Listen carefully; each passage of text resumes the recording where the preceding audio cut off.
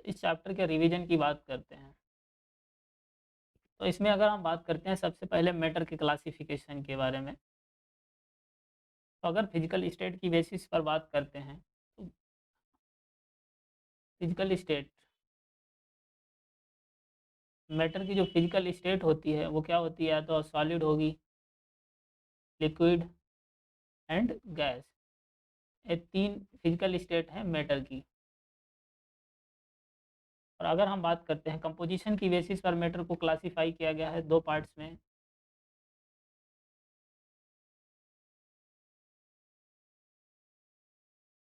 तो कंपोजिशन की बेसिस पर मैटर को क्लासिफाई किया गया है 2 पार्ट में, मिक्सचर और प्योर सब्सटेंसेस।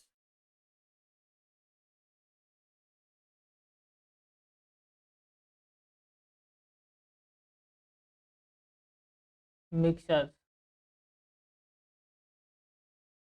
और दूसरा पार्ट क्या है, pure substances.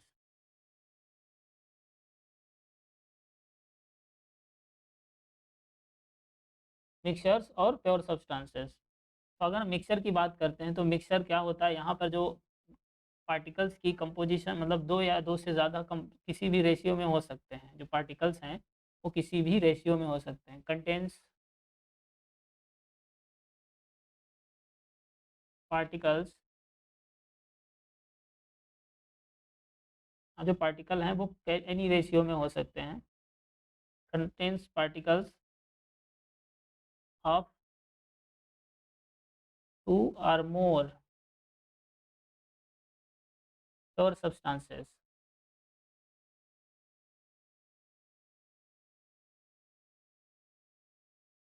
In any ratio, किसी भी रेशियो में हो सकते हैं। तो हम बात करते हैं प्योर सब्सटेंसेस की, तो यहाँ पर जो कॉन्स्टिट्यूएंट पार्टिकल्स हैं वो फिक्स्ड कंपोजिशन में होंगे। कॉन्स्टिट्यूएंट्स पार्टिकल्स हैं वो कैसे होंगे, फिक्स्ड कंपोजिशन में।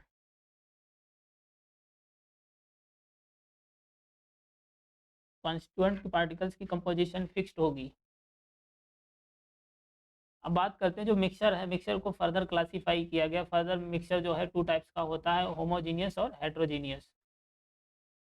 होमोजीनियस मिक्सचर, दूसरा क्या होता है, हेट्रोजीनियस। अगर हम होमोजीनियस मिक्सचर की बात करते हैं तो यहाँ पे जो कंपोनेंट्स हैं वो कम्प्लीटली मिक्स्ड होते हैं एक दूसरे से। कंपोनेंट्स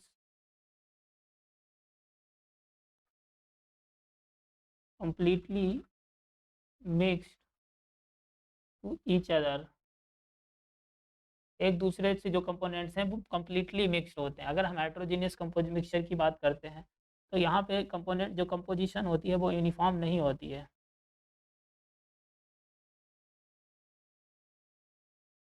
इज़ नॉट यूनिफॉर्म, तो यहाँ पे जो कंपोजिशन है वो कैसी यूनिफॉर्म नहीं होती है। और अब बात करते हैं प्योर सब्सटेंसेस की, तो प्योर सब्सटेंस को फिर से फर्दर क्लासिफाई किया गया है 2 पार्ट्स में।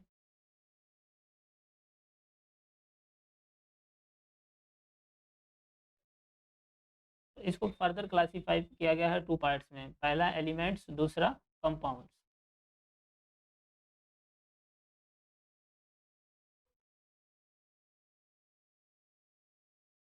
एलिमेंट्स में क्या होगा कि same type of element atoms present होंगे। अगर हम कंपाउंड की बात करते हैं तो कंपाउंड में भी 2 आर मोर एटम्स। कंपाउंड की बात करें तो इसमें 2 या 2 से ज़्यादा एटम हो सकते हैं डिफरेंट एलिमेंट के। यहाँ पे क्या होंगे, एटम्स कैसे होंगे, एटम्स ऑफ सेम एलिमेंट। यहाँ पे एटम्स प्रेजेंट होंगे वो एक ही एलिमेंट के होंगे। और यहाँ पर क्या है, 2 or more atoms present of different, अलग अलग एलिमेंट के 2 या 2 से ज़्यादा एटम प्रेजेंट होंगे, कंबाइंड टुगेदर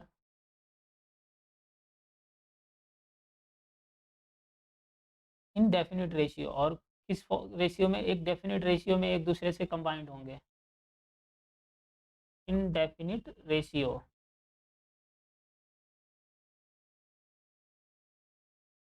तो ये तो हो गई क्लासिफिकेशन, मैटर के क्लासिफिकेशन के बारे में बात। अब बात करते हैं मैटर के प्रॉपर्टीज़ के बारे में बात करते हैं। तो मैटर को प्रॉपर्टीज़ के बेसिस पर मैटर या तो मतलब दो प्रॉपर्टी हैं, केमिकल प्रॉपर्टी और फिजिकल प्रॉपर्टी की बात करेंगे। मैटर की प्रॉपर्टीज़ की बात करते हैं तो दो प्रॉपर्टी होती हैं, केमिकल प्रॉपर्टी या physical property.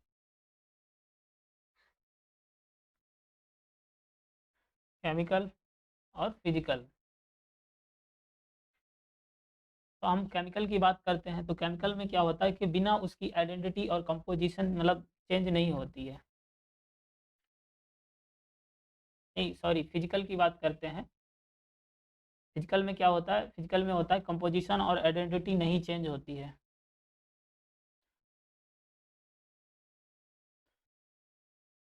Without changing, without changing the identity और कंपोजिशन।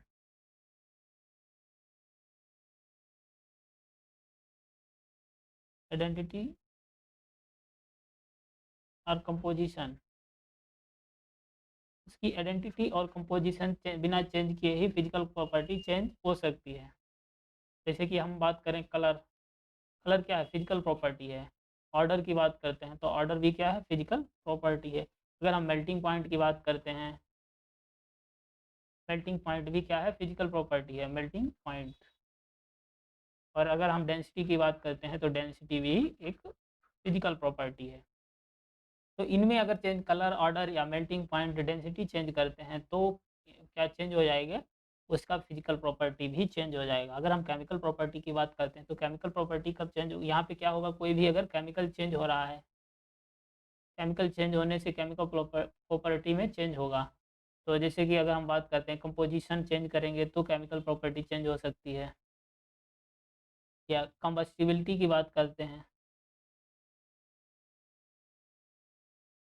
या फिर हम बात करते हैं एसिड और बेस के साथ में reactivity, reactivity of, reactivity with acids and bases. तो ये सब क्या है, इसकी केमिकल प्रॉपर्टी है। अगर हम बात करते हैं मेजरमेंट की, तो मेजरमेंट में कुछ यूनिट्स हैं, जैसे कि मेजरमेंट, जैसे कि अगर हम बात करते हैं 1 पिकोमीटर इक्वल टू होता है 10 की power -12 metre. 1 nanometre equal to होता है 10 द पावर -9 मीटर। 1 एंगस्ट्रॉम होता है 10 की पावर -10 मीटर। ऐसे ही अगर हम बात करते हैं 1 मिलीमीटर इक्वल टू 10 की पावर -3 मीटर के इक्वल होता है। 1 micrometre equal to 10 the power -6 metre के इक्वल होता है। तो ये सब यूनिट्स हैं। जैसे कि हम बात करें 1 लीटर इक्वल टू 1000 ml, या फिर इसको 1000 सेंटीमीटर क्यूब, या फिर इसको लिख सकते हैं 1 डेसीमीटर क्यूब। तो हम जो 1 ml है, 1 ml अप्रॉक्स में इक्वल होता है 1 सेंटीमीटर क्यूब के। आगे बात करते हैं इसकी, जैसे कि अगर हमें डिग्री सेल्सियस में डिग्री सेल्सियस को केल्विन में, या वो सॉरी डिग्री सेल्सियस को फ़ारेनहाइट में और फ़ारेनहाइट को डिग्री सेल्सियस में कन्वर्ट करना हो तो उसके लिए एक फार्मूला है, Fahrenheit equal to 9/5 degree Celsius plus 32। तो ये एक फार्मूला ये याद कर लेना है।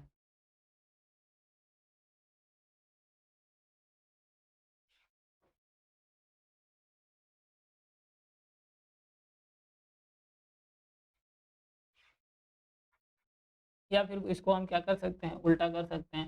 या तो अगर हमें डिग्री सेल्सियस निकालना है तो ऐसे लिख सकते हैं, इसको किसी भी फॉर्म में याद कर लो, degree celsius equal to 5/9 degree fahrenheit, minus हो जाएगा, ये 32 उधर जाएगा तो माइनस का हो जाएगा। चाहे इस फॉर्म में याद कर लो, चाहे उस फॉर्म में याद कर लो, दो में से कोई भी फॉर्म इस फार्मूले की याद कर लेना है। जैसे ही अगर हम दूसरे फार्मूले की बात करते हैं तो दूसरा फार्मूला है कि डिग्री सेल्सियस को केल्विन में कैसे कन्वर्ट किया जाता है। तो कोई भी डिग्री सेल्सियस की वैल्यू दी है और उसको केल्विन में कन्वर्ट करना है तो डिग्री सेल्सियस को उसमें 273.15 ऐड कर देना है। तो वो वैल्यू केल्विन में कन्वर्ट हो जाएगी। ये हो गया डिग्री सेल्सियस से केल्विन कन्वर्ट करने की बात। हम बात करते हैं साइंटिफिक नोटेशन की। अगर हम बात करें साइंटिफिक नोटेशन की,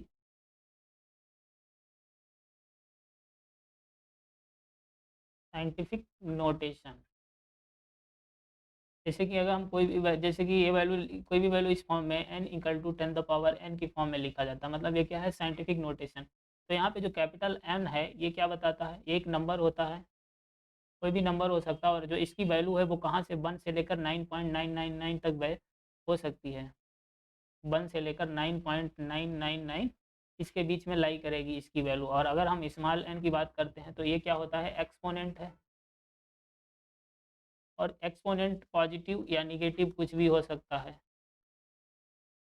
तो ये साइंटिफिक नोटेशन की बात हो गई। अगर हम अब बात करते हैं सिग्निफिकेंट फिगर की,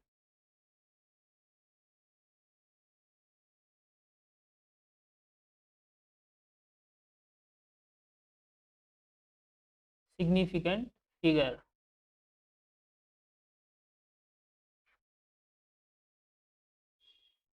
सिग्निफिकेंट फिगर को हिंदी में सार्थक, सार्थक अंक बोला जाता है। अगर हम इसके रूल्स की बात करते हैं सिग्निफिकेंट फिगर की, तो इसमें जो पहला रूल है उसकी बात करते हैं। तो पहला रूल है कि जितने भी जो नॉन जीरो डिजिट होते हैं वो क्या होते हैं, सिग्निफिकेंट फिगर होते हैं। सभी नॉन जीरो, मतलब 1 2 3 4 5 6 जो भी नॉन जीरो डिजिट्स हैं,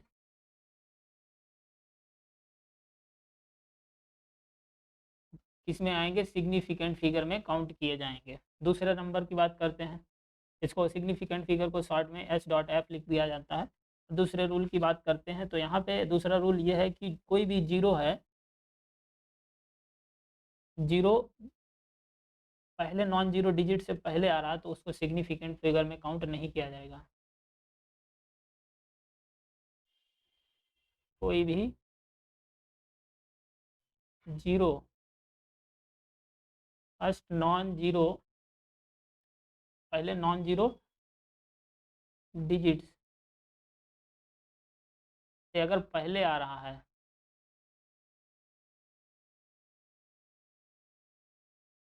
तो पहले आ रहा है तो वो सिग्निफिकेंट फिगर में काउंट नहीं किया जाएगा।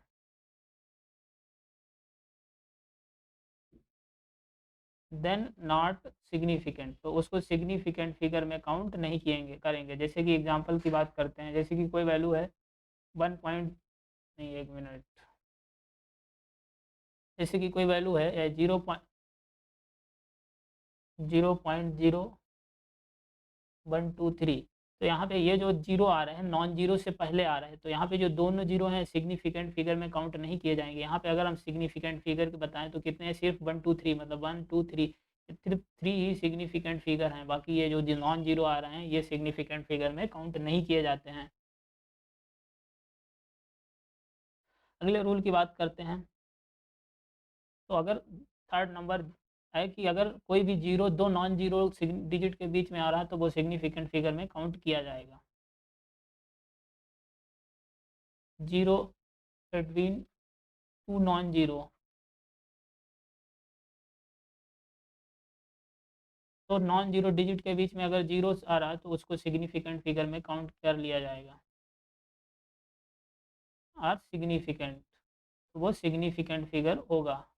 जैसे कि अगर हम एग्जांपल की बात करते हैं, कोई वैल्यू है 1.005, तो यहाँ पे अगर हम सिग्निफिकेंट फिगर की बात करते हैं तो यहाँ पे सिग्निफिकेंट फिगर क्या होंगे, यहाँ पे 4 सिग्निफिकेंट फिगर हो जाएंगे, क्योंकि दोनों दो नॉन जीरो के बीच में जीरो आ रहे हैं, तो यहाँ पे सारे सिग्निफिकेंट फिगर हो जाएंगे, तो सबको सिग्निफिकेंट फिगर में काउंट कर लिया जाएगा। और अगर हम फोर्थ रूल की बात करते हैं तो इसमें क्या है, कोई भी मान लो जीरो है वो लास्ट में आ रहा है, मतलब राइट में आ रहा है, इंड में आ रहा है, जीरो एट इंड या राइट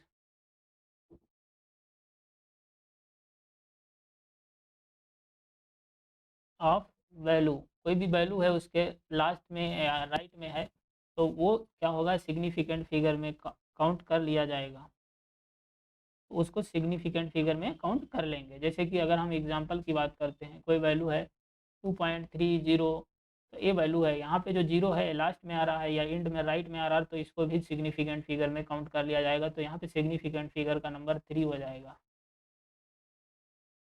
तो ऐसे सिग्निफिकेंट की बात, अब ये हो गया फोर्थ रूल। अब बात करते हैं अगला रूल।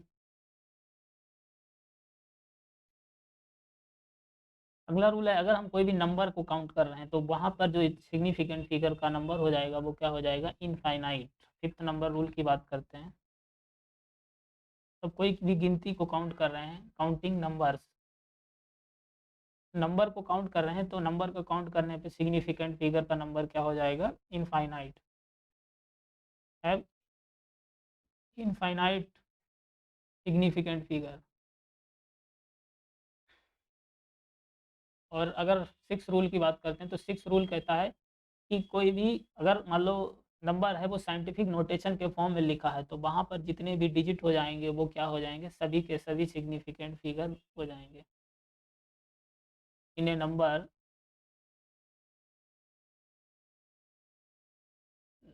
रिटेन, कोई भी नंबर है वो किस में लिखा है, साइंटिफिक नोटेशन के फॉर्म में। साइंटिफिक नोटेशन मतलब इस फॉर्म में n इंटू 10 की फॉर्म में लिखा है। नोटेशन, तो यहाँ पे सारे डिजिट हो जाएंगे, ऑल डिजिट्स, सबके सब डिजिट क्या हो जाएंगे, सिग्निफिकेंट, सिग्निफिकेंट फिगर। सर अब अभी बात करते हैं प्रेसिजन का मतलब क्या होता है। Pray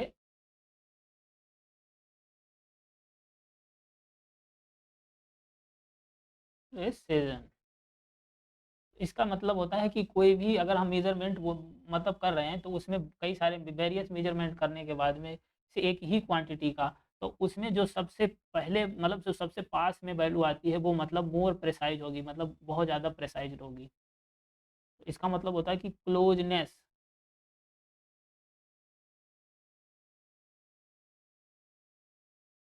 closeness of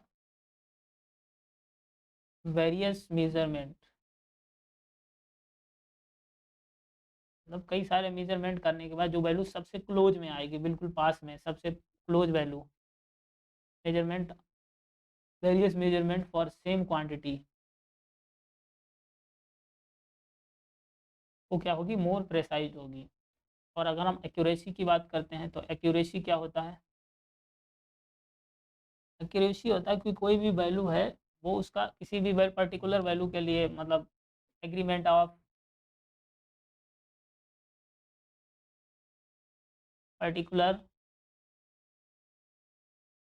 value to the value of result.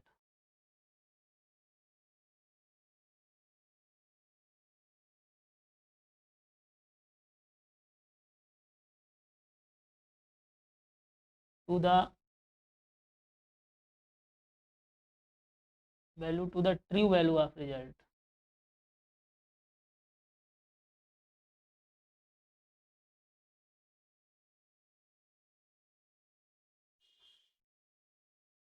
तो वो वैल्यू कैसी होगी, वो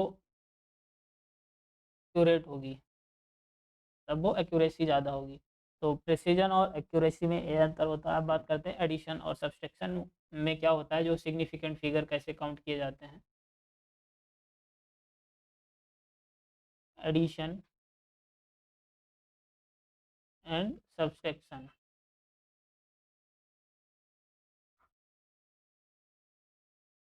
तो एडिशन और सब्सट्रैक्शन में क्या होता है कि जो भी वैल्यू है उसको हम सब्सट्रैक्ट कर रहे हैं या ऐड कर रहे हैं, तो वहाँ पर जो जिसके पास सबसे ज़्यादा number, more number of digits हैं, उससे ज़्यादा सबसे जो ज़्यादा नंबर ऑफ सिग्निफिकेंट फिगर हैं, तो उससे ज़्यादा जो ओरिजिनल वैल्यू है उससे ज़्यादा हमारे पास नहीं होने चाहिए सिग्निफिकेंट फिगर। यहाँ पर रिजल्ट है, वो result can not have more digit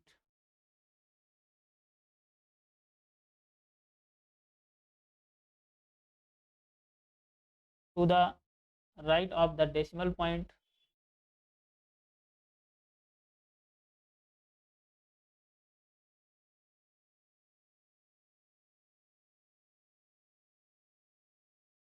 then either of the original value, मतलब कोई भी दो, मतलब जितनी भी वैल्यू का मल्टीप्लिकेशन कर रहे हैं उनमें से कोई भी value, then either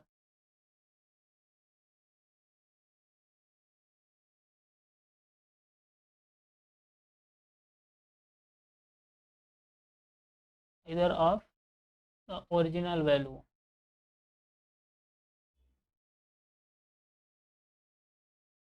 original number.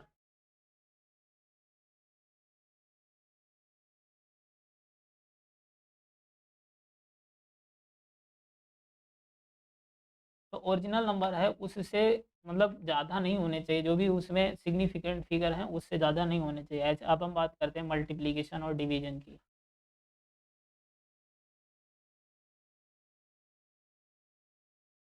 And division, multiplication और डिवीजन की बात करते हैं, तो मल्टीप्लिकेशन और डिवीजन में एक ही बात याद रखना है, जिसके पास यहाँ पर जब भी जितनी भी वैल्यू को अगर दो तीन जो भी वैल्यू को अगर हम मल्टीप्लाई कर रहे हैं, तो जिसके पास सबसे कम सिग्निफिकेंट फिगर होंगे आंसर उसी के अकॉर्डिंग दिया जाएगा। जिसके पास सबसे कम मतलब मिनिमम सिग्निफिकेंट, कम सिग्निफिकेंट फिगर वाला होंगे, तो जो आंसर है वो आंसर भी उसी के अकॉर्डिंग आएगा।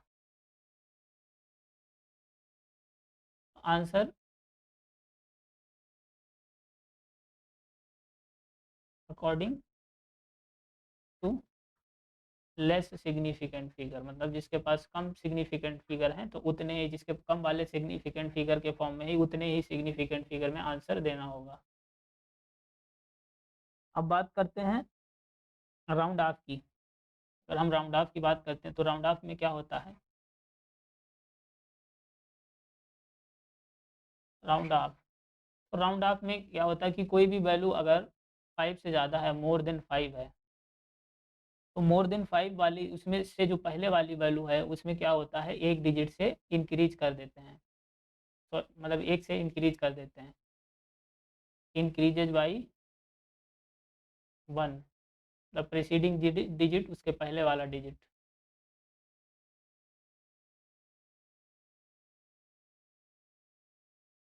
यहाँ पे जो प्रीसीडिंग डिजिट है अगर 5 से ज़्यादा है, प्रीसीडिंग डिजिट इंक्रीजेज बाई 1 मतलब एक बढ़ा देते हैं। जैसे कि अगर हम एग्जांपल की बात करते हैं, कोई वैल्यू दी है 1.2376 है, तो अगर हम यहाँ पे 6 को राउंड ऑफ करना चाह रहे हैं, इसको राउंड ऑफ करना चाह रहे हैं, तो इसको राउंड ऑफ करके लिखेंगे 1.23। अब 6 है, 6 मोर देन 5 है, और तो 6 को राउंड ऑफ करना है, तो इससे जो पहले वाला डिजिट है मतलब ये 7, 7 को 1 से इंक्रीज कर, लेकिन अगर मोर देन 5 है तभी इंक्रीज करना है, तो 1 से इंक्रीज मतलब 7 का 8 हो जाएगा। तो ये हो गया राउंड ऑफ का, ये तो पहला हो गया। अगर कोई वैल्यू 5 से कम है और लेस देन 5 अगर कोई वैल्यू है, लेस देन 5 में क्या होगा, वहाँ पे प्रीसीडिंग डिजिट में कोई भी चेंज नहीं होगा, प्रीसीडिंग डिजिट होगा उसमें कोई चेंज नहीं होगा, नो चेंज, मतलब जितना है वो उतना ही रहेगा। जैसे कि अगर हम कोई एग्जांपल की बात करते हैं, एग्जांपल ले रहे हैं, जैसे कि कोई वैल्यू दी है 1.237 4 दी है, तो अगर हम यहाँ पर 4 को राउंड ऑफ करेंगे, 4 को राउंड ऑफ करके अगर वैल्यू लिखेंगे लेस देन 5 है, तो यहाँ पर 7 में कोई भी चेंज नहीं होगा, 1.237 ऐसे ही लिख देंगे, मतलब 7 का 7 ही रहा। तो ये तो हो गई मोर देन और लेस देन 5 की। लेकिन अगर वैल्यू मान लो इक्वल टू 5 है, उसको 5 को राउंड ऑफ कर रहे हैं, तो उसके आगे वाली वैल्यू मतलब प्रीसीडिंग वैल्यू के में क्या चेंज होगा। तो अगली बात करते हैं कि कोई वैल्यू कितना 5 के इक्वल है, 5 के इक्वल है, इसमें क्या होगा। अब यहाँ पर दो केस बनते हैं, 5 के इक्वल है तो यहाँ पे जो प्रीसीडिंग डिजिट है, प्रीसीडिंग डिजिट में कैसे चेंज करना है, अगर मान लो प्रीसीडिंग डिजिट ऑड आ रहा है, ठीक है, तो ऑड को क्या कर देना है, हमको इवन कर देना है, ऑड को इवन कर देना है। इवन कैसे करना है, इवन बाई इंक्रीज, तो वहाँ पे क्या करना है, एक इंक्रीज करना है, इंक्रीजेज बाई 1, तो 1 इंक्रीज करके हमको इवन करना है। जैसे कि अगर हम एग्जांपल की बात करते हैं, जैसे कि हमने एग्जांपल ले लिया, कोई वैल्यू है 1.35 है, ठीक है। अब मान लो हमें 5 का राउंड ऑफ करना है, तो 5 को राउंड ऑफ करेंगे, 5 से पहले वाली वैल्यू कैसी है, 3 है, मतलब ऑड है, तो ऑड है, लेकिन इसको ऑड को इवन करना है, 2 नहीं करना है, 4 करना है, मतलब एक इंक्रीज करके इवन करना है। तो इसको राउंड ऑफ अगर हम 5 को करेंगे तो ये वैल्यू क्या हो जाएगी, 1.4। तो इवन करना है लेकिन इंक्रीज करने का। अगर मान लो प्रीसीडिंग डिजिट है मेरे पास इवन आ रहा है, इवन है, ठीक है, फिर जिसको 5 है, 5 को राउंड ऑफ करने के आगे वाली वैल्यू, मतलब जैसे कि यहाँ पे 3 है, वहाँ पे कोई 2 हो या 4 हो, इवन है, तो इवन अगर है तो उसको हमें क्या करना है, इवन ही रहने देना है, कोई चेंज नहीं करना है। जैसे कि अगर हम बात करें, जैसे कि अगर हम बात करते हैं, कोई वैल्यू ले लेते हैं, जैसे कि हमने एक कोई एग्जांपल ले लिया 1.75, तो नहीं 75 नहीं, 1 मिनट, 65 कर देते हैं इसको, 1.65। तो यहाँ पे अगर हमें 5 को राउंड ऑफ करना है तो 5 को राउंड ऑफ करेंगे, तो इसके सामने वाली आगे वाली वैल्यू, मतलब प्रेसीडिंग डिजिट क्या है, इवन है, मतलब 6 इवन है, तो इवन को हमें इवन ही रहने देना है, तो इसको राउंड ऑफ करेंगे तो 1.6 ही रहेगा। ऑड को इवन कर देना है, इवन को इवन ही रहने देना है, लेकिन ऑड को इवन कैसे करना है, वो 1 इंक्रीज करके इवन करना है, ना कि 1 डिक्रीज करके, मतलब उसको इवन नहीं करना है। अब बात करते हैं लॉ ऑफ केमिकल कम्बिनेशन की।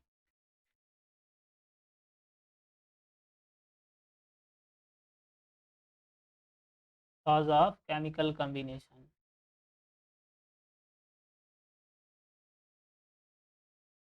लॉज ऑफ केमिकल कम्बिनेशन के बारे में बात करते हैं, तो यहाँ पे जो सबसे पहला लॉ है, लॉ ऑफ कंजर्वेशन ऑफ मास।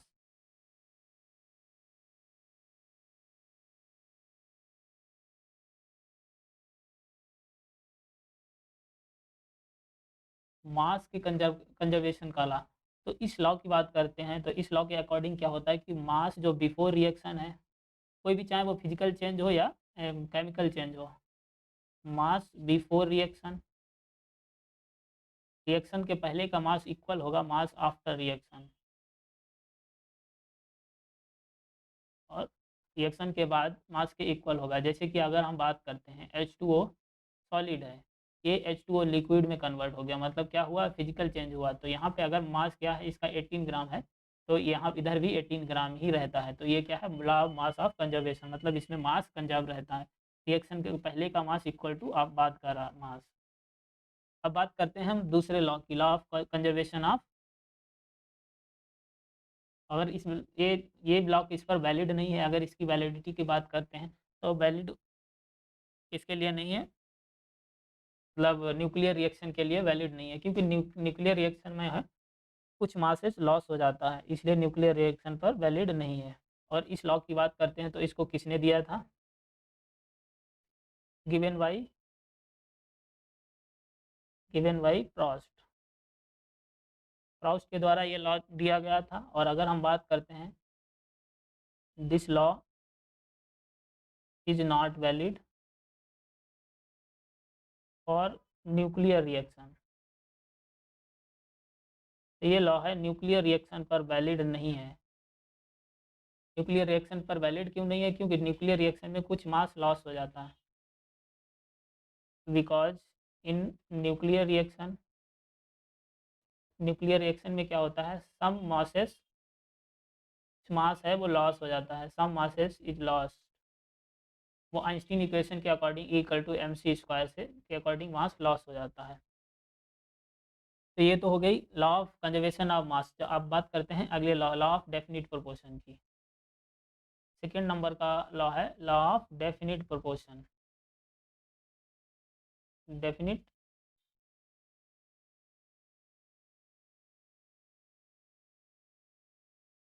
या फिर कांस्टेंट प्रोपोर्शन, डेफिनिट प्रोपोर्शन या कांस्टेंट प्रोपोर्शन की लॉ की बात करते हैं, तो इस लॉ को किसने दिया था, तो इसकी बात करते हैं तो इसको गिवन बाई, इसको दिया गया था डेफिनिट प्रोपोर्शन को के लॉ को, नहीं नहीं 1 मिनट उल्टा कर गए हैं, इस लॉ को दिया था प्राउस्ट ने नहीं, इसको लेवोसियर के द्वारा दिया गया था। ये जो प्राउस्ट नहीं है यहाँ पर लेवोसियर है, इसको लेवोसियर ने दिया था। और जो ये वाला लॉ है, लॉ ऑफ डेफिनिट प्रोपोर्शन, ये दिया था प्रोस्ट के द्वारा दिया गया, प्रोस्ट, ये प्रोस्ट के द्वारा दिया गया था। अब इसमें क्या होता है, इस लॉ में क्या होता है कि जो कंपाउंड्स हैं वो एग्जैक्टली सेम प्रोपोर्शन, मतलब एलिमेंट का जो प्रोपोर्शन है वो क्या रहता है, सेम रहता है by weight. Compounds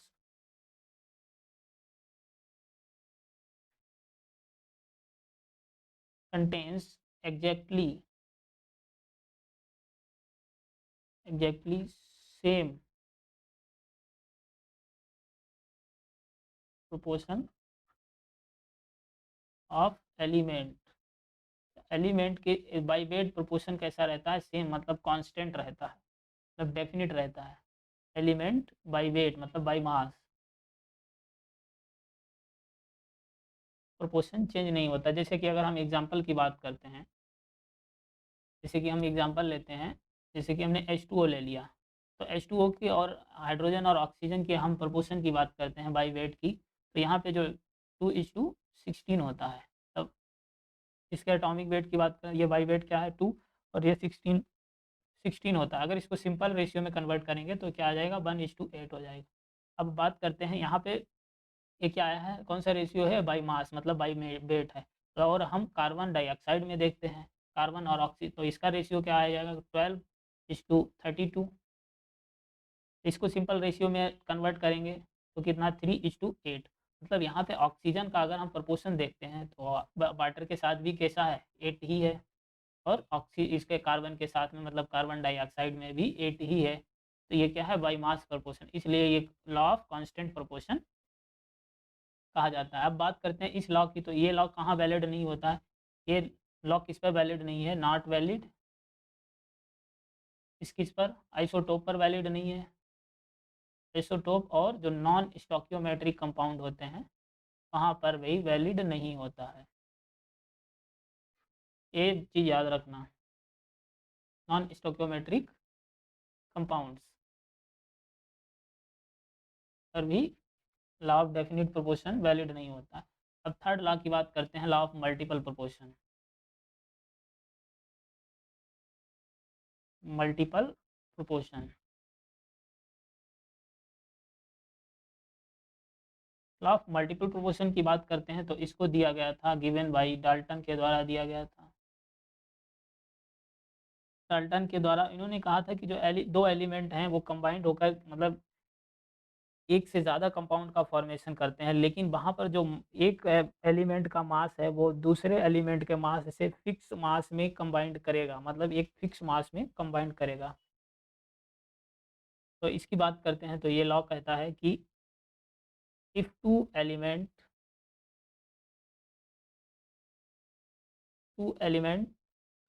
can combine, मतलब दो एलिमेंट हैं कंबाइन कर कर टू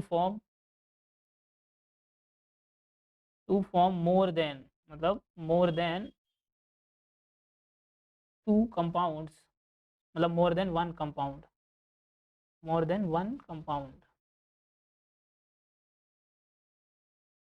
तो यहाँ the masses of one element, the masses of one element that combines with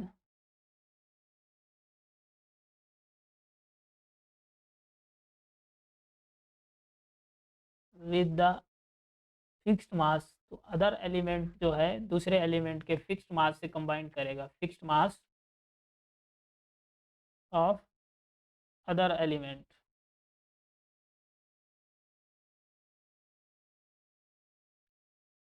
are in the ratio, और किस रेशियो में, are in the ratio of whole number के रेशियो में, मतलब 2 3 4 5 6 7 जो भी होल नंबर में आएगा रेशियो। जैसे कि अगर हम बात करते हैं इसमें एग्जांपल की, अगर हम एग्जांपल की बात करते हैं, जैसे कि अगर हम मान लेते हैं, एक एग्जांपल ले लिया, जैसे कि कोई कार्बन और ऑक्सीजन की बात करते हैं और इसमें क्या करते हैं हम, ऑक्सीजन का जो है वो डेफिनिट मान लेते हैं, इसका जो मास डेफिनिट मान लेते हैं। तो यहाँ पे कार्बन और ऑक्सीजन के दो कंपाउंड हैं, एक ले लिया कार्बन मोनोऑक्साइड, एक कंपाउंड क्या ले लिया, कार्बन मोनोऑक्साइड ले लिया, और दूसरा कंपाउंड ले लिया कार्बन डाइऑक्साइड। तो अगर हम कार्बन मोनोऑक्साइड में कंपोजिशन के मतलब मास की देखते हैं, तो ये यहाँ पे क्या रेशियो आता है 12:16, और कार्बन डाइऑक्साइड में देखते हैं तो क्या आता है 12:32। तो यहाँ पर हमने किसको, ऑक्सीजन के मास को डेफिनिट मान लिया, ऑक्सीजन का मास डेफिनिट है। तो यहाँ पर हम क्या करेंगे, अगर हम क्या करते हैं 16 से दोनों को डिवाइड, इसको भी 12 को 16 से डिवाइड कर दें, इसको भी 16 से डिवाइड कर दें, तो ये वैल्यू क्या आ जाएगी 12/16, और ये कितना आ जाएगा 1। ऐसे ही यहाँ पे क्या करते हैं, इसको 32 से डिवाइड कर देते 12 को, और 32 को भी 32 से डिवाइड कर देते, तो क्या हो जाएगा 12/32 ये वैल्यू 1 आ जाएगी। तो यहाँ पर हम देख रहे हैं कि जो ये आ रहा है ऑक्सीजन कैसा आ रहा है, डेफिनिट आ रहा है इस कंपाउंड में, मतलब एक एलिमेंट है उसका मतलब ऑक्सीजन का मास क्या आ रहा है, जो मास का रेशियो कैसा आ रहा है, डेफिनिट आ रहा है, और होल नंबर में आ रहा है। तो होल नंबर 1 2 3 4 5 किसी भी 1.5 इस फॉर्म में नहीं आ रहा है, 1 के फॉर्म में आ रहा है, या 2 के फॉर्म में आएगा, या 3 के फॉर्म में आएगा, मतलब होल नंबर में ही आएगा। अब मान लो अगर हम दूसरा कंपाउंड ले लेते हैं, जैसे कि हमने मतलब कार्बन यही दूसरे लेते हैं, वहाँ पे क्या करते हैं कार्बन के मास को डेफिनिट मान लेते हैं, जैसे कि हमने यहाँ पे लिया carbon and oxygen, carbon and oxygen का कंपाउंड लिया, मतलब वही कार्बन डाइऑक्साइड और कार्बन मोनोऑक्साइड, कार्बन मोनोऑक्साइड हो गया और कार्बन डाइऑक्साइड हो गया। तो यहाँ पर हम क्या करते हैं, जो कार्बन के मास को डेफिनिट मानते हैं, ठीक है, तो यहाँ पे क्या करते हैं कि इसका रेशियो लिखते हैं 12:16, ठीक है। तो यहाँ पे 12:16, और इधर कितना आएगा 12:32। तो यहाँ पर देखो कि अगर हम कार्बन का फिक्स मानते हैं, तो देखो कार्बन का फिक्स है 12, क्या है 12, इसका डेफिनिट रेशियो क्या आ गया, कार्बन का भी फिक्स है, मतलब किसी भी एक एलिमेंट के मास दूसरे के रेस्पेक्ट में क्या रहता है, फिक्स रहता है। और बात करते हैं, तो ये होता है law of definite multiple proportion, क्योंकि प्रोपोर्शन चेंज हो रहा है, मतलब मल्टीपल कई प्रोपोर्शन मिल रहा है, एक एलिमेंट मतलब दो एक ही सेम एलिमेंट के डिफरेंट कंपाउंड्स हैं, कार्बन डाइऑक्साइड कार्बन मोनोऑक्साइड, दोनों में कार्बन ऑक्सीजन के ही तो कंपाउंड है। अगर हम इसकी बात करते हैं, ये कहाँ वैलिड नहीं होता है, नॉट वैलिड, ये भी आइसोटोप और नॉन स्टोकियोमेट्रिक कंपाउंड पर वैलिड नहीं होता है। Isotopes and non stoichiometric compound,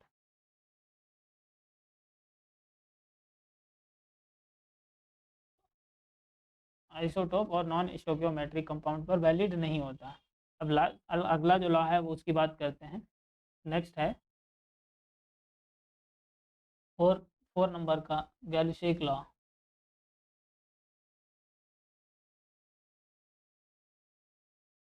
गैल्यूसिक law of gaseous volume.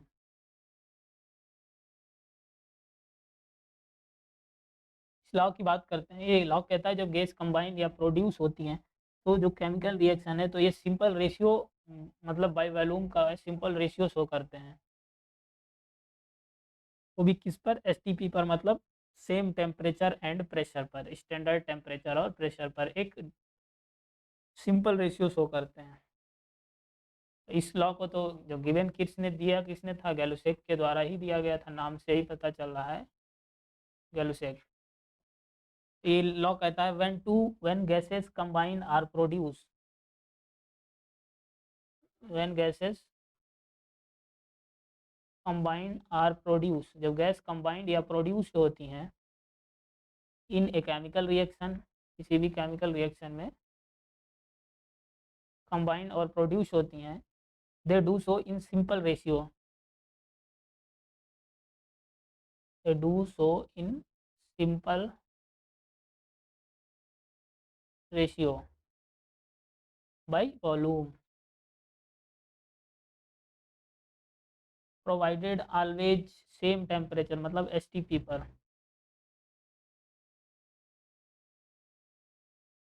Provided always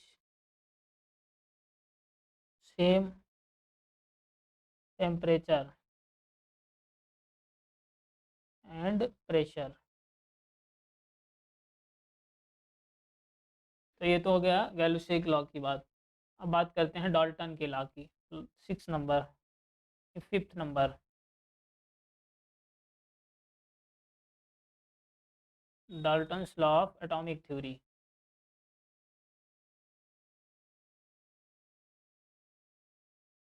ये डाल्टन के द्वारा ही दिया गया था, नाम से ही पता चल रहा है। तो डाल्टन लॉ की बात करते हैं तो यहाँ पर जो इन्होंने कहा था कि जो वो एटम्स होते हैं वो कैसे होते हैं, इंडिविजुअल मतलब डिवाइड नहीं हो सकते, उनको हम डिवाइड नहीं कर सकते हैं, तोड़ नहीं सकते हैं, मतलब metals consist of individual atoms. तो मेटल में जो इंडिविजुअल एटम्स प्रेजेंट होते हैं, तो जितने भी एटम प्रेजेंट होते हैं एक एलिमेंट में, वहाँ पर जो आइडेंटिकल उनका कैसा होता है, एक जैसा प्रोपोर्शन होता है। जैसे कि अगर हम बात करते हैं आइडेंटिकल मास होगा, atoms of different element different in mass होंगे, अलग अलग एटम्स के अलग अलग मास होंगे।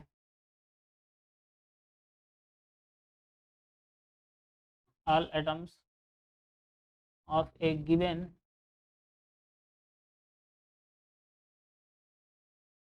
Elements have identical proportion. Proportion कैसा होगा, एक जैसा identical proportion.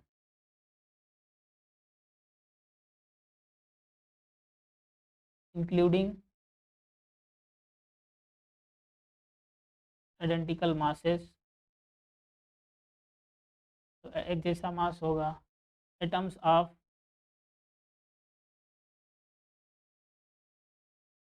Different element, different elements की जो एटम है वो किस में डिफर करेंगे, मास में करेंगे। एलिमेंट्स डिफर इन मास में डिफर करेंगे। और इन्होंने जो अगली बात कही थी, अगली बात क्या कही थी, जो कंपाउंड्स हैं वो डिफरेंट एलिमेंट के एटम से मिलकर बने होते हैं और वो भी फिक्स्ड रेशियो में कंबाइंड करते हैं। Compounds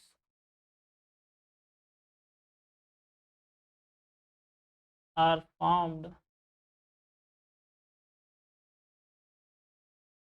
when atoms of different element, compound कम बनते हैं डिफरेंट एलिमेंट के atoms, atoms of different element combined. और कंबाइंड कैसे करेंगे, एक फिक्स्ड रेशियो में कंबाइंड करेंगे, combined in a fixed ratio.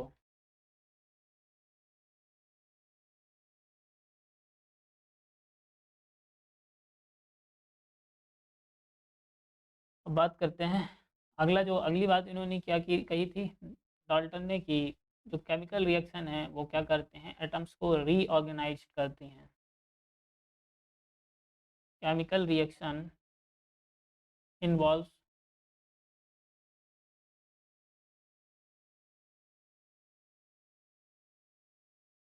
Reorganisation of atoms, तब एटम को रीऑर्गेनाइज करते हैं। और इन्होंने जो लास्ट बात कही थी कि जो एटम्स है मतलब इसको ना तो क्रिएट किया जा सकता है और ना ही हम डिस्ट्रॉय कर सकते हैं। These are neither created, these are neither, ना तो क्रिएट कर सकते हैं मतलब बना सकते हैं, और नॉर डिस्ट्रॉयड, और ना ही डिस्ट्रॉय कर सकते हैं, नष्ट कर सकते हैं in a chemical reaction.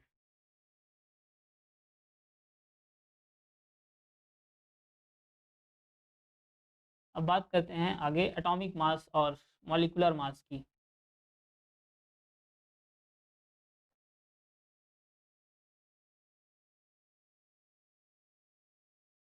Atomic mass and molecular mass.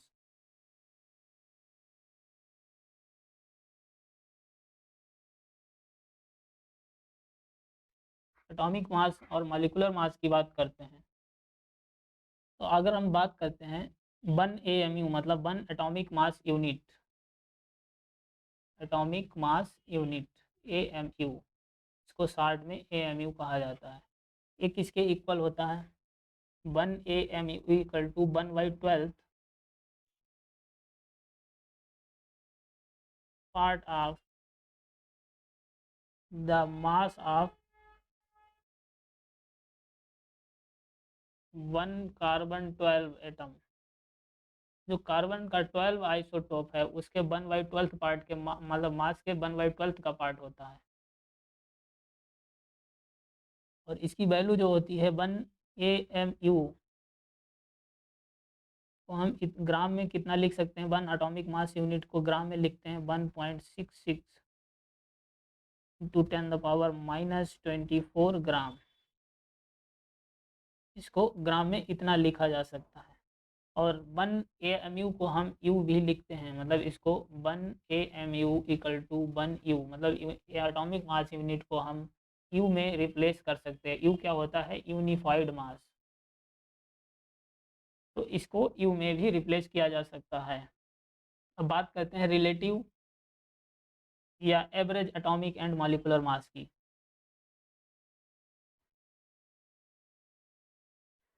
हम सबसे पहले नंबर में क्या बात करते हैं? एवरेज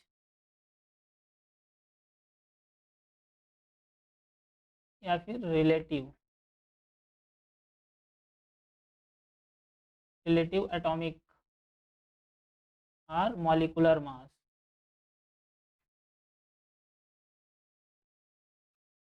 तो रिलेटिव एटॉमिक या कोई भी रिलेटिव वैल्यू जब हम कैलकुलेट करते हैं तो वो वैल्यू कैसी होती है? यूनिट लेस होती है। जैसे कि अगर हम बात करते हैं कार्बन की, तो कार्बन का एवरेज या रिलेटिव एटॉमिक मास क्या होता है? कार्बन एटम का वो कितना होता है? 12। जैसे कि अगर हम H2O की बात करते हैं तो H2O मॉलिक्यूल में इसका रिलेटिव एवरेज मॉलिक्यूलर वेट क्या, रिलेटिव या एवरेज मॉलिक्यूलर मास क्या होगा? वो कितना होता है? 18।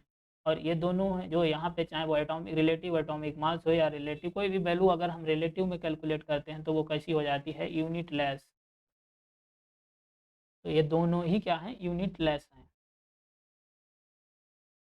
और अगर हम किसी भी, अगर हम बात करते हैं एटॉमिक मास की,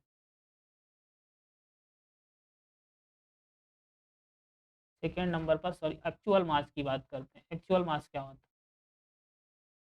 अगर हम AMU को किसी भी एटम या एक एटम या एक मॉलिक्यूल के मास को अगर हम ग्राम में मतलब कन्वर्ट लिख दें, उसको ग्राम में मतलब स्पेसिफाई कर दिया जाए, वो क्या हो जाता है? Actual mass. इसका मतलब क्या होता है कि मास ऑफ 1 एटम या फिर एक मॉलिक्यूल का मास, इसमें इन ग्राम, तो वो हो जाता है एक्चुअल मास। जैसे कि अगर हम बात करते हैं कार्बन एटम की ही बात कर लें कि कार्बन एटम का जो एक्चुअल मास कितना होता है, कार्बन का एटॉमिक मास AMU में कितना होता है? 12 AMU, ये एटॉमिक मास यूनिट के फॉर्म में होता है। तो हम जानते हैं कि 1 AMU इक्वल टू क्या होता है? 1.6 × 10⁻⁻24 ग्राम। अभी 1.66 है, मतलब हम 1.6 ही वैल्यू लेते हैं। तो ये वैल्यू, इसको क्या लिख सकते हैं? 12 × 1.6 × 10⁻⁻24 ग्राम। तो ये किस में हो गया? ग्राम में कन्वर्ट। तो ये क्या हो जाएगा? इसका एक्चुअल मास। ऐसे ही अगर हम H2O मॉलिक्यूल की बात करते हैं तो H2O की में क्या होता है? H2O का कितना होता है? 18 AMU। इसको भी अगर हम ग्राम में कन्वर्ट करेंगे तो 18 × 1.6 × 10⁻⁻24, ये भी किस में कन्वर्ट हो गया? ग्राम में। मतलब ये भी क्या हो गया? ये H2O मॉलिक्यूल का एक्चुअल मास हो गया।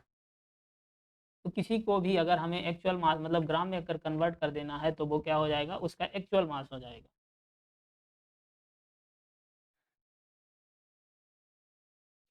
अब बात करते हैं अगला कि जो ग्राम एटॉमिक मास या ग्राम मॉलिक्यूलर मास क्या होता है, इसकी बात करते हैं।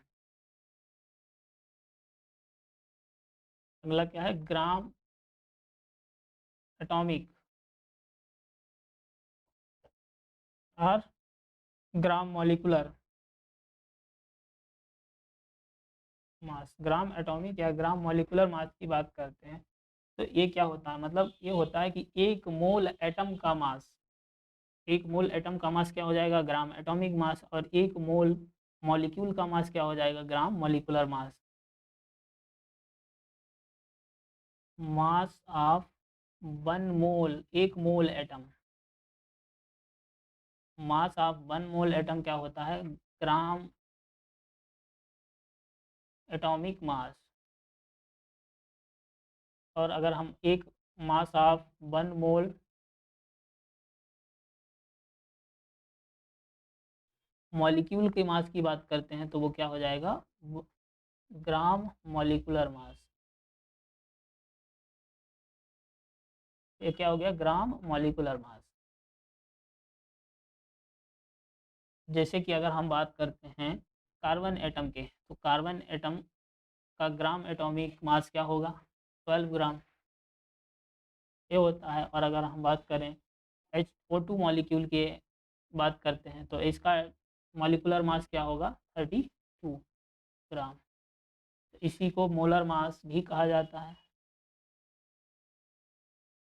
ये मोलर मास भी कहते हैं इसको। अब बात करते हैं मोल की।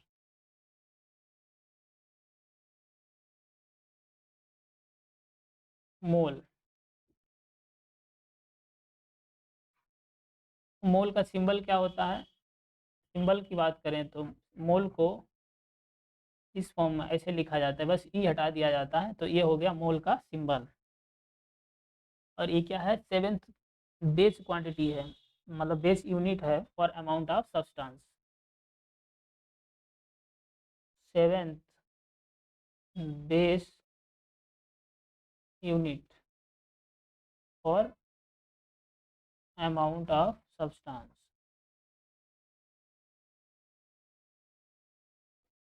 तो हम बात करते हैं one mole, one mole equal to क्या होता है, one mole equal to 6.02 into 10⁻23 elementary entities, मतलब कोई भी ions, electron, proton, element particle, elementary entities. जो यहाँ पे ये क्या हो सकता है, ये इलेक्ट्रॉन, प्रोटॉन, न्यूट्रॉन, फिर मॉलिक्यूल्स भी हो सकता है, मोल्स भी हो सकता है, आयंस भी हो सकता है, मतलब कुछ भी हो सकता है, एलिमेंट्री मतलब स्मॉलर पार्टिकल्स। और ये जो वैल्यू है ये किसके बराबर होती है, Na, इसको क्या बोलते हैं, एवोगाड्रो नंबर, एवोगाड्रो नंबर। तो ये तो हो गई मोल्स की बात। अगर हमें मान लो किसी का भी, जैसे कि अगर हम किसी भी एलिमेंट की बात करते हैं, फॉर एलिमेंट,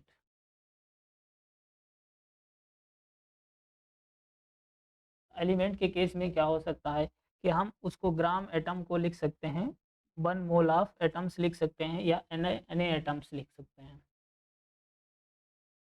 ग्राम एटम्स, जैसे कि कहीं लिखा है 1 ग्राम एटम्स।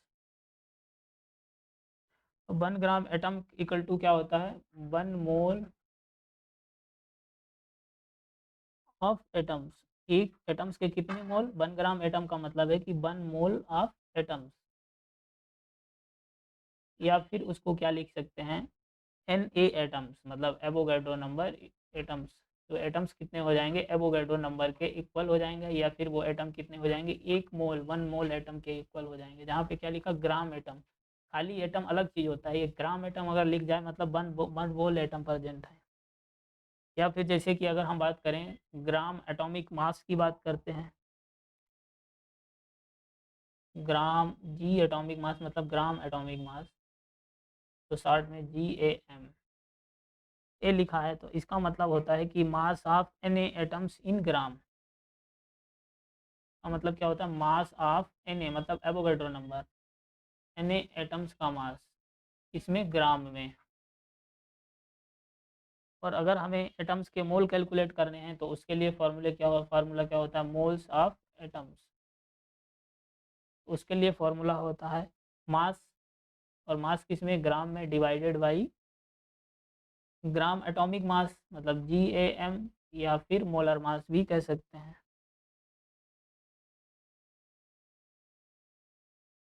ये तो हो गई एलिमेंट के लिए। अगर हमें मान लो कोई मॉलिक्यूल दिया है और मॉलिक्यूल के दिया है, अगर मान लो कहीं लिखा है 1 ग्राम मॉलिक्यूल, तो 1 ग्राम मॉलिक्यूल का मतलब क्या है? 1 मोल मॉलिक्यूल, 1 मोल ऑफ मॉलिक्यूल्स, या फिर एन ए मॉलिक्यूल्स भी लिख सकते हैं इसको।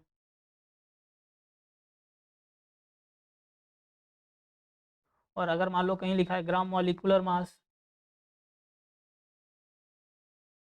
ग्राम मॉलिक्यूलर मास, इसका मतलब क्या है? कि इसका मतलब है कि mass of N A molecule in gram, mass of N A molecules का मास किसमें? ग्राम में। और अगर हमें नंबर ऑफ मॉलिक्यूल के मोल कैलकुलेट करने हैं, moles of molecule, mole of molecules, तो यहाँ पे भी वही मास डिवाइडेड बाई मोलर मास या ग्राम मॉलिक्यूलर मास, मास ग्राम में ही रखना है, मास डिवाइडेड बाई GMM, मतलब ग्राम मॉलिक्यूलर मास या फिर उसका मोलर मास। ये तो हो गए मॉलिक्यूल के मास। ऐसे ही किसी भी आयनिक कंपाउंड के लिए दिया है या कुछ, मतलब इनका सबका निकाल सकते हैं। तो अगर हम बात करते हैं, अब आगे बात करते हैं, जैसे कि अगर हमें परसेंटेज निकालनी है किसी भी एलिमेंट की, मास परसेंटेज कैलकुलेट करना है, तो मास परसेंटेज के लिए क्या फॉर्मूला होता है? मास मास परसेंट ऑफ एलिमेंट। तो इसके लिए फॉर्मूला आता है कि जो भी एलिमेंट है उसका मास, मतलब एलिमेंट का mass divided by molar mass, compound का जो कंपाउंड है उसका mass, molar mass into 100। Percentage calculate कर रहे हैं तो 100 से कर देंगे मल्टीप्लाई। अब हम बात करते हैं इम्पीरिकल फार्मूला। इम्पीरिकल फार्मूला क्या है? एक सिंपलेस्ट रेशियो है होल नंबर का। इम्पीरिकल फार्मूला की बात करते हैं। इम्पीरिकल फार्मूला ये क्या होता है? सिंपलेस्ट रेशियो होता है।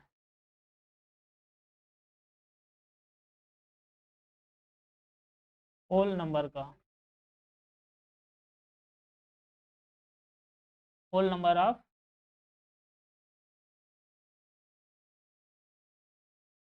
Various atoms, simplest ratio of whole number of various atoms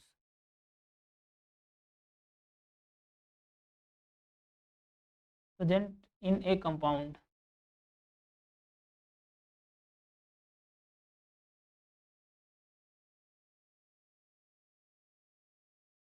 बात करते हैं मॉलिक्यूलर फार्मूला की। बात क्या होता है? मॉलिक्यूलर फार्मूला क्या होता है? मॉलिक्यूलर फार्मूला, मॉलिक्यूलर फार्मूला होता है ये exact number of different types of atoms को रिप्रेजेंट करता है। किसको रिप्रेजेंट करता है? Exact number represents exact number of different types of atoms present in a compound, in a molecule of a compound, represent exact number of different type of different types of atoms present in a molecule of a compound। तो ये क्या हो गया? Molecular formula. अब बात करते हैं stoichiometry की।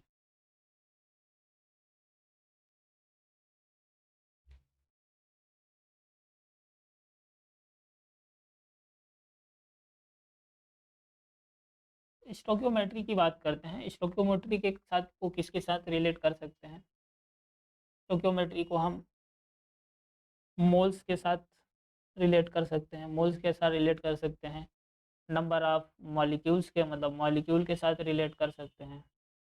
वॉल्यूम के साथ रिलेट कर सकते हैं।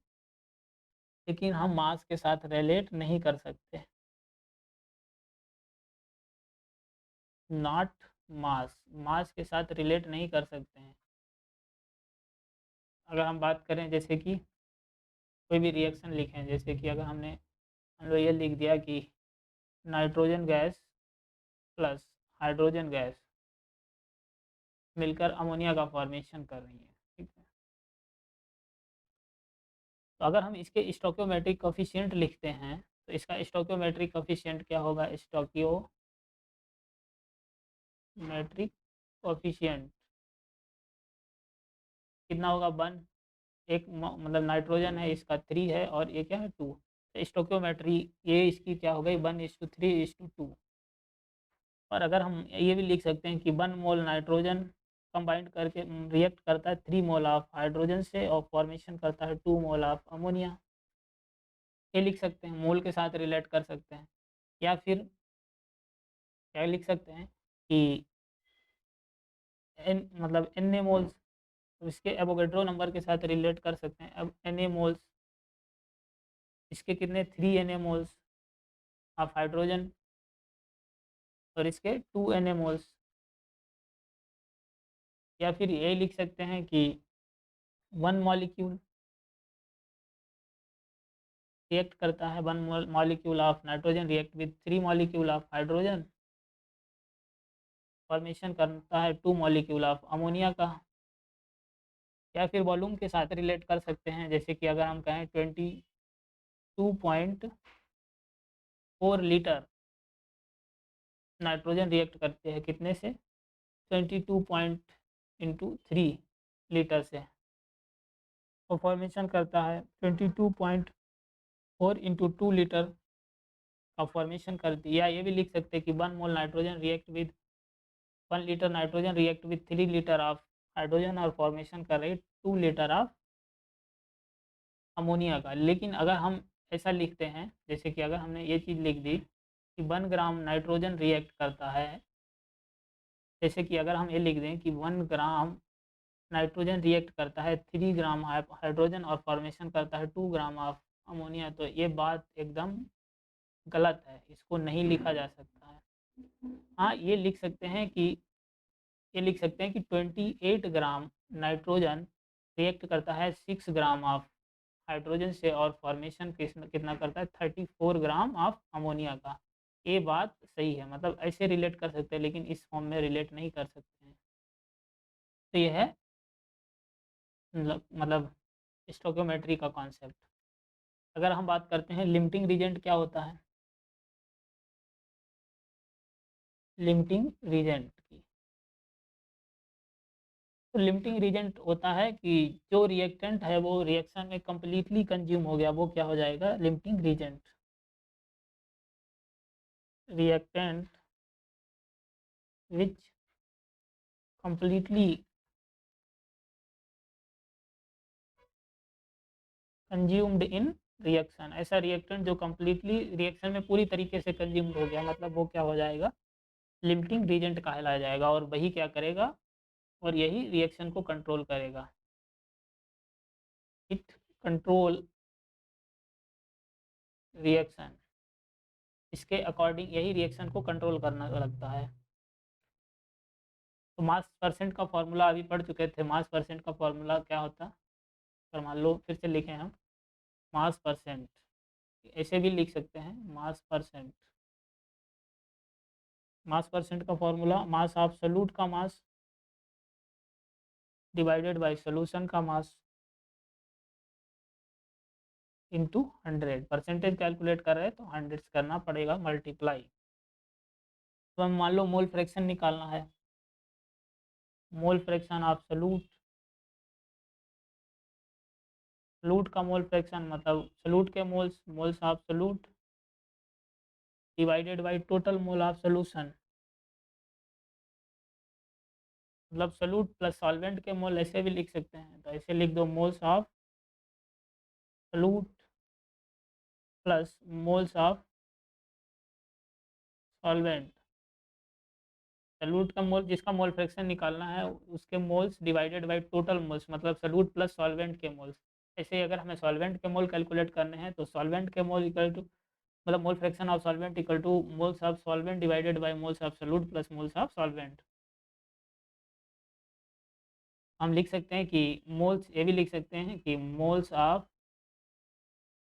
Solute plus moles of solvent, इन दोनों का सम कितना होता है, 1 के इक्वल होता है। तो ये चीज़ भी याद रखना है। अब बात करते हैं मोलैरिटी की। मोलैरिटी का क्या फार्मूला होता है? मोलैरिटी की बात करते हैं तो मोलैरिटी में होता है moles of solute divided by volume of solution. Moles of solute, solute के moles divided by volume, solution का वॉल्यूम, और वॉल्यूम किस में रखना है, लीटर में रखना है।